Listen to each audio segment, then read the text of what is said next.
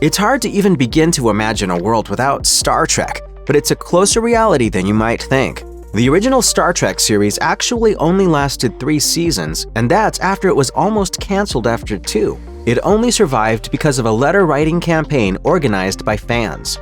NBC renewed Trek for a 3rd season, with a show-killing caveat. It would air on Friday nights at 10 p.m., at the worst time possible when its mostly young audience was out and about. They cut the budget.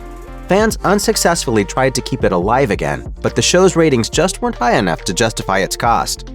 That could have been the end of the story until reruns saved the day. Yep. Hurrah. In fact, Star Trek almost never even made it off the ground.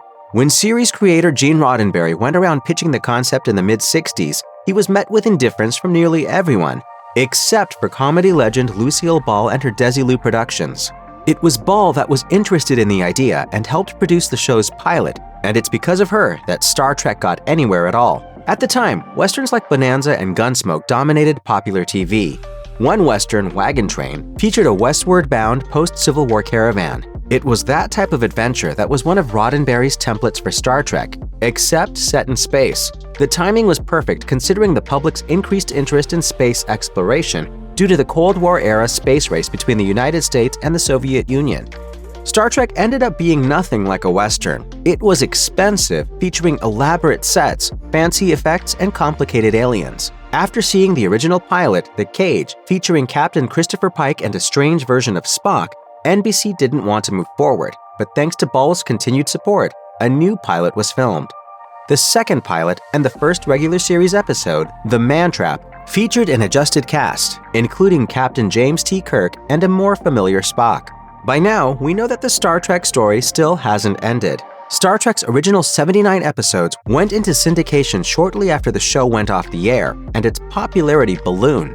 The first Trek movie hit theaters in 1979, and by 1986, 1 year before Star Trek The Next Generation launched, the original series was the highest-rated syndicated show on TV. The original show eventually grew into 12 TV series, 13 movies, dozens of video games, hundreds of action figures, sets of decorative plates, a line of yo-yos. The list never ends. But even more impressive than an infinite list of weird collectibles, Star Trek created a vision of humanity's future that inspired countless physicists, engineers, creators, and real-life astronauts to boldly go where no one had gone before. And you people, you're all astronauts on some kind of Star Trek. It's inspired tons of other sci-fi properties and was also integral to fostering the imaginations of generations of NASA employees. NASA has a decades-long close-knit relationship with the Star Trek community and the show's alums, particularly Nichelle Nichols, who played Lieutenant Uhura in the original series. Trek fans even successfully petitioned the agency to change the name of its first space shuttle to Enterprise in 1976.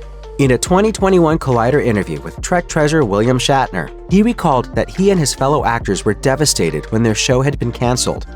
"We all really loved the show, and many of the scripts. People talk about the 3rd season not being as good. I enjoyed doing it right up until the very end."